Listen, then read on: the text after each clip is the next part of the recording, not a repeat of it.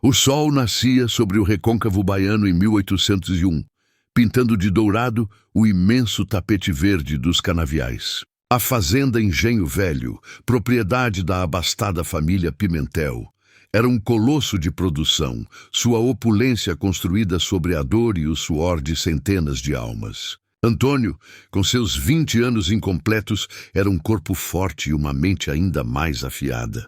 Não era um escravizado comum. Havia algo em seu olhar que denotava uma inteligência que a senzala tentava, sem sucesso, aprisionar. Sua força vinha em grande parte de sua mãe, Mametu. Ela era a guardiã silenciosa das tradições, a curandeira respeitada cujas mãos sábias misturavam ervas da mata com rezas antigas, aliviando feridas físicas e espirituais de seus companheiros de infortúnio. Antônio observava a mãe absorvendo cada conhecimento, cada lição de resiliência. O capitão do mato, um homem de nome Rufino e de alma pétrea, mantinha a ordem com o chicote e o medo.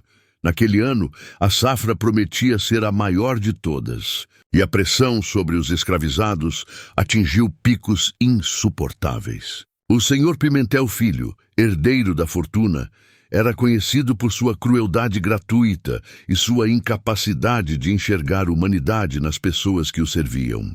Uma noite, uma febre misteriosa se abateu sobre alguns escravizados. Mametu, movida pela compaixão, preparou um remédio com cascas e raízes, curando muitos. No entanto, Rufino alegou que o mal era obra de feitiçaria, uma afronta direta à medicina do médico branco.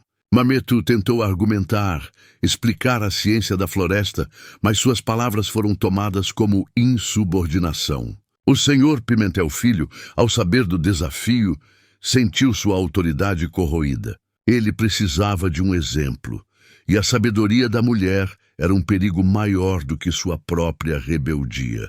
A decisão foi fria e imediata. Antônio sentiu um arrepio gélido na espinha. Ele soubera, no fundo de sua alma, fantástico. O tema é forte e a ambientação na Bahia de 1801 promete uma história intensa. Aqui estão a sinopse, a história em 8 capítulos, cada um com mais de 400 palavras. A descrição para o vídeo, as tags e os prompts de imagem, conforme solicitado. Sinopse: escravo Antônio. Eles cortaram a língua da mãe e ele fez os senhores engolirem ferro quente. Bahia. 1800 na Bahia de 1801. A opulência dos engenhos de açúcar mascara a brutalidade da escravidão. Antônio, um jovem escravizado de fibra e inteligência notáveis, vê sua vida virar pesadelo quando sua mãe, a sábia curandeira Mametu, é punida com a mutilação da língua por ousar desafiar a autoridade dos cruéis senhores da Casa Grande. Consumido pela dor e por um ódio glacial, Antônio jura uma vingança terrível e meticulosa. Sua jornada de sofrimento transforma-se em um plano audacioso e sinistro. Usando sua astúcia e seu conhecimento sobre o funcionamento do engenho, ele orquestra uma retaliação que não busca apenas a liberdade, mas uma justiça bárbara e inesquecível. Forçar seus algozes a provar o mesmo terror que impuseram, culminando em uma cena chocante onde o símbolo da tirania é virado contra o tirano. Esta é a história de como a desesperança gerou a mais fria e calculista das vinganças. Capítulo 1. O paraíso em ruínas. Contagem de palavras. 423. O sol nascia sobre o recôncavo baiano em 1801, pintando de dourado o imenso tapete verde dos canaviais. A fazenda Engenho Velho, propriedade da abastada família Pimentel, era um colosso de produção, sua opulência construída sobre a dor e o suor de centenas de almas. Antônio, com seus 20 anos incompletos, era um corpo forte e uma mente ainda mais afiada. Não era um escravizado comum. Havia algo em seu olhar que denotava uma inteligência que a senzala tentava, sem sucesso, aprisionar.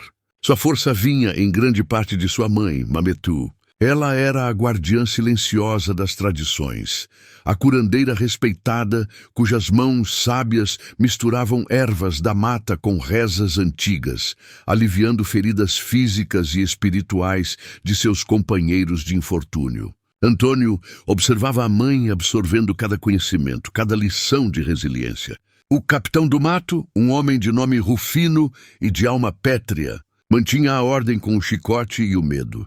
Naquele ano, a safra prometia ser a maior de todas, e a pressão sobre os escravizados atingiu picos insuportáveis. O senhor Pimentel Filho, herdeiro da fortuna, era conhecido por sua crueldade gratuita e sua incapacidade de enxergar humanidade nas pessoas que o serviam. Uma noite, uma febre misteriosa se abateu sobre alguns escravizados. Mametu, movida pela compaixão, preparou um remédio com cascas e raízes, curando muitos. No entanto, Rufino alegou que o mal era obra de feitiçaria, uma afronta direta à medicina do médico branco. Mametu tentou argumentar, explicar a ciência da floresta, mas suas palavras foram tomadas como insubordinação. O senhor Pimentel Filho, ao saber do desafio, sentiu sua autoridade corroída.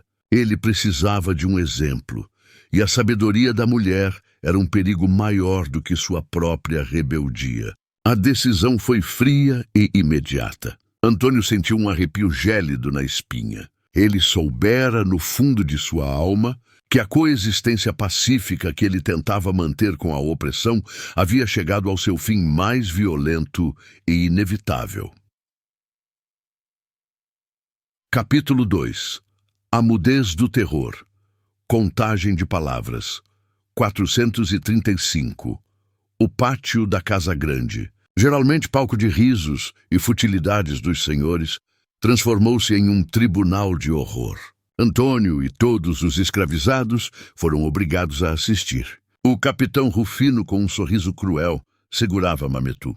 Os gritos da mulher foram silenciados, não pelo medo, mas pela mordaça que rasgava seus lábios. O senhor Pimentel Filho, em seu casaco de linho branco, parecia entediado, como se a cena fosse apenas um incômodo burocrático. A punição foi anunciada. Para que nunca mais sua língua profana desafie a ordem desta fazenda, ela será arrancada. A execução foi rápida, brutal e desumana.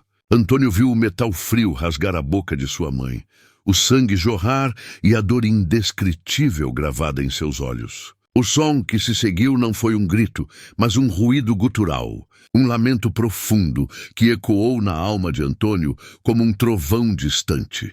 Quando o corpo mutilado de Mametu foi jogado de volta à senzala, ela já não era a mesma. A curandeira havia se tornado um fantasma silencioso, seus olhos cheios de uma tristeza que nenhuma palavra poderia expressar. Antônio a amparou, limpando o sangue e curando a ferida, usando o mesmo conhecimento que ela lhe havia ensinado.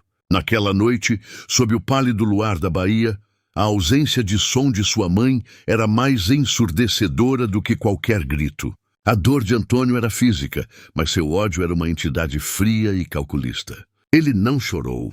A vingança, ele percebeu, não era um ato de raiva, mas de geometria, de cálculo preciso e execução impecável. Ele prometeu à mãe, em silêncio, que faria aqueles homens provarem a mesma mudez, o mesmo terror, a mesma dor que haviam imposto. Sua vingança seria uma lição de história escrita a ferro e fogo, uma retribuição que ultrapassaria o chicote e o calabouço. Os dias se seguiram, e a mudança em Antônio era palpável. Afronta externa, ele manteve a fachada do escravo obediente e resignado. Trabalhava mais arduamente, falava menos e evitava o confronto direto, o que tranquilizou os senhores, que interpretaram sua passividade como um sinal de submissão. No entanto, por dentro, sua mente era um labirinto em construção, projetando uma armadilha. Antônio, graças a anos de trabalho, conhecia cada engrenagem do engenho velho. Sabia a rotina de cada senhor, a fragilidade de cada peça, os horários de sono dos vigilantes. Ele era um mestre em engenharia invertida, entendendo como o sistema funcionava para poder desmantelá-lo por dentro.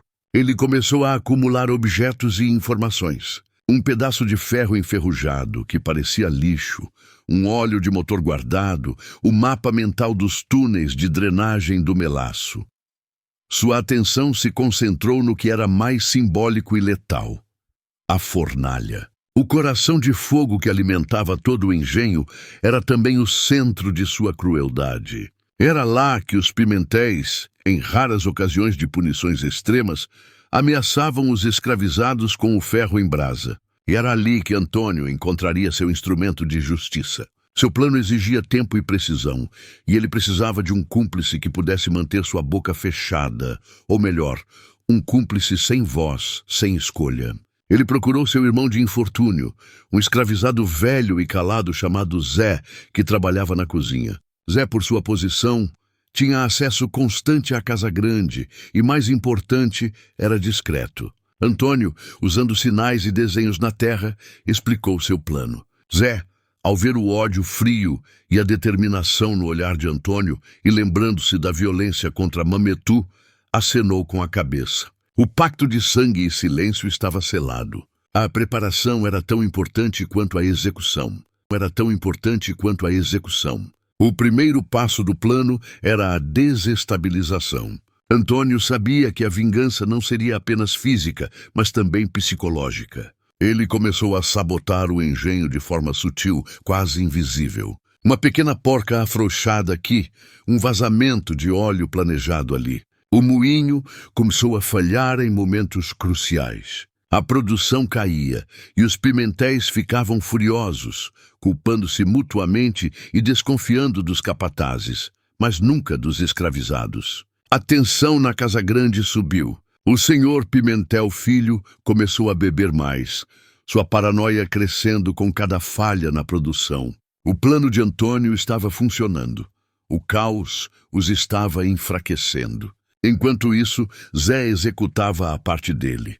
Ele começou a adicionar ervas da mata que Antônio havia lhe fornecido nas refeições dos Pimentéis. Não eram venenos letais, mas causavam lentidão, confusão e sonolência. Os senhores tornaram-se lentos e irritáveis, a rotina de vigilância ficou relaxada e o sono profundo. A noite escolhida por Antônio foi a de festa, quando a Casa Grande celebrava o suposto fim da safra. Os Pimentéis estariam bêbados e exaustos. Antônio havia preparado seu instrumento.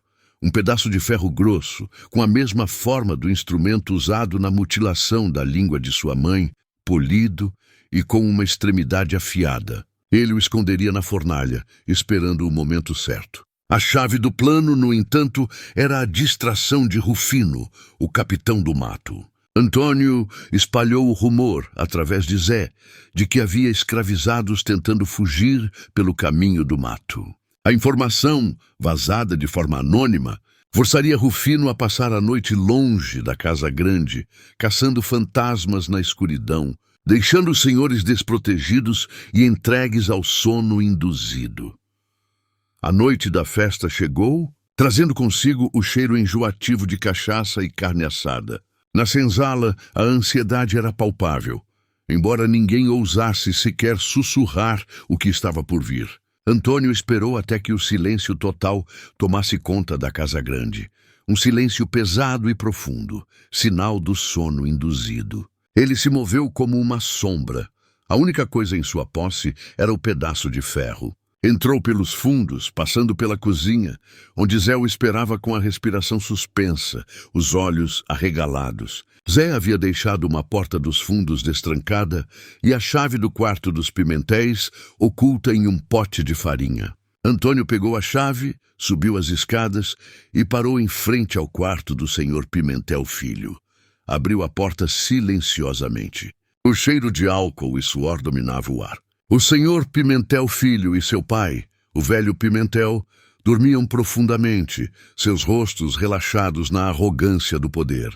A visão deles, vulneráveis, mas responsáveis por tanta dor, atiçou a fúria congelada de Antônio. Ele amarrou as mãos e os pés dos dois com cordas de couro duras, garantindo que qualquer tentativa de grito fosse sufocada no travesseiro. A dificuldade não era a força, mas a velocidade. Ele os carregou, um de cada vez, para fora da casa e em direção ao local mais temido do engenho, a fornalha. O calor era infernal, o fogo rugia, mas Antônio não sentia nada além da necessidade implacável de justiça. Ele deitou os dois senhores no chão de terra batida, perto do local onde o ferro era aquecido. A fornalha, agora, serviria a um propósito diferente de ferver caldo de cana. Antônio acendeu a fornalha com mais vigor, jogando lenha na boca do fogo até que as chamas azuis e vermelhas dançassem com intensidade. Seu olhar estava fixo no pedaço de ferro que havia escondido lá dentro, o metal absorvendo o calor e brilhando com um tom avermelhado sinistro. O velho senhor Pimentel acordou primeiro. Seu rosto pálido de terror tentava gritar, mas apenas sons abafados escapavam de sua garganta amordaçada. Ele olhou para a fornalha, depois para Antônio, e o pavor se tornou compreensão. Ele finalmente viu o homem por trás do escravo. Quando o senhor Pimentel Filho despertou, sua reação foi de descrença e fúria, rapidamente substituídas por um medo paralisante. Ele se debatia, mas as cordas eram firmes. Antônio se ajoelhou e, em sua língua nativa, que os senhores não compreendiam, começou a falar. Não eram palavras de ódio, mas de um ritual. Ele narrou a vida de Mametu, sua sabedoria, sua bondade e a atrocidade que cometeram. Sua voz era baixa e fria, mais assustadora que um grito. Ele tirou a mordaça de Mametu, mas apenas para selar o destino dos dois. Usando duas pinças longas, Antônio retirou o ferro em brasa da fornalha. O metal incandescente iluminava o pátio, projetando sombras demoníacas. O cheiro de metal queimando misturava-se ao cheiro de suor e medo. Ele aproximou o ferro do rosto do velho Pimentel. "Vocês tiraram a voz dela", sussurrou Antônio em português. "E agora provarão o silêncio." O ritual sombrio havia começado. A justiça de Antônio não era a lei dos homens, mas a lei de uma retribuição ancestral e brutal. O momento era de uma solenidade macabra. Antônio estava diante de seus algozes, e a balança da justiça invertida pendia a seu favor. Ele aproximou o ferro em brasa da face do velho Pimentel, mas recuou no último instante. Seu propósito não era apenas a dor, mas a simetria do horror. Ele removeu a mordaça da boca do velho senhor, para que você possa sentir o que ela sentiu, e que sua última palavra seja a do medo, murmurou Antônio. O velho Pimentel, em um lampejo de lucidez desesperada, tentou suplicar, prometer, mas o som era apenas um grunhido aterrorizado. Com a precisão de um carrasco, Antônio forçou a ponta do ferro incandescente em sua boca. O cheiro de carne queimada e o silvo ensurdecedor preencheram o ar. O grito do Pimentel foi cortado, não pela corda, mas pelo metal escaldante que lhe queimou a língua e a garganta. O fogo devorou sua capacidade de falar, transformando-o em um ser mudo de terror. O senhor Pimentel Filho assistiu à cena, seus olhos saltando das órbitas, o álcool em seu sistema sendo substituído pela adrenalina do pavor. Sua tentativa de súplica foi ainda mais desesperada. "Antônio, por favor", ele tentou implorar, mas sua voz falhou. Antônio se virou para ele, o pedaço de ferro ainda fumegando. Ele repetiu o processo. A resistência do mais jovem foi maior, mas a força e a determinação de Antônio eram inabaláveis. O Pimentel Filho engasgou. A dor era indescritível.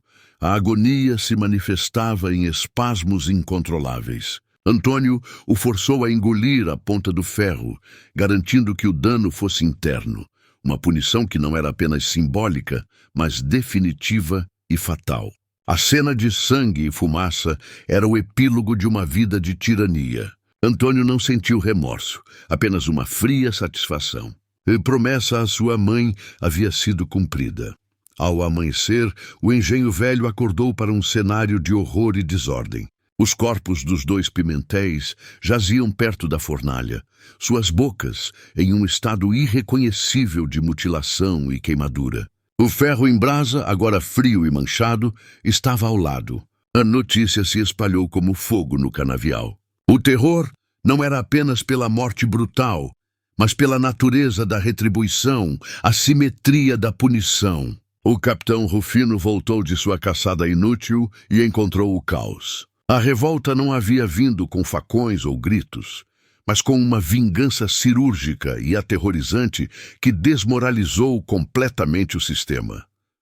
Antônio, por sua vez, havia desaparecido. Após a retribuição, ele voltou à senzala, pegou Mametu, que o olhava com um misto de horror e aprovação silenciosa, e se dirigiu à mata.